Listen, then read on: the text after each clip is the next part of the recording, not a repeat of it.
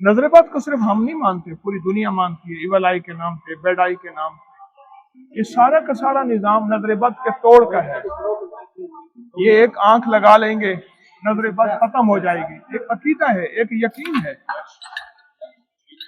ये देखें, इसको घर में लटकाएं, इस पे आपकी नजर पड़े और नजर से नजर टकराए, उस नजर से आपकी नजर जो गलत नजर है वो खत्म हो जाए। ये सारा शोबा वही है।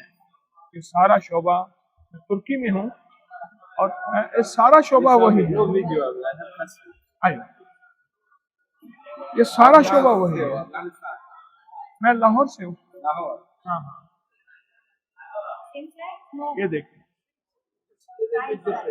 लेकिन हमारे नबी अलैहिस्सलाम ने हमें जो जिंदगी का सबक दिया है, वो आयात दी हैं, वो अमाल दिए हैं। और फिर नजर बद न लगे, उसके लिए एक बात बहुत जरूरी है कि शुक्र की नजर हो कि अल्लाह तूने अगर इसको दिया है, ये तेरी बांट है, तेरी तकसीम है, ये तेरी अता है। अगर मुझे नहीं दिया तो मुझे इस पे शुक्र गुजारी का जज्बा है। और साथ बिस्मिल्लाह माशाअल्लाह ला कुव्वता इल्ला बिल्लाह और इसको पढ़ना, और एक दफा आयतल कुर्सी और उसकी आखिरी आयत वला यऊदुहु हिफ्ज़ुहुमा व हुवल अलियुल अज़ीम, उसको मुसलसल 101 बार दोहराना नजर बद का इलाज है। अमाल से नजर बद का इलाज हकीकतन यही है कि अगर नजर बद तोड़नी है, अमाल नबवी को अख्तियार करें। अमाल नबवी में खैरें और बरकतें हैं, वरना ये नजर बद की शक्लें हैं, इससे तसल्ली हो जाएगी पर नजर बद नहीं टूटेगी। वो अमाल नबवी है। आयतल कुर्सी, उसकी आखिरी आयत को दोहराना 101 बार, अवल आखिर दुरूद पाक।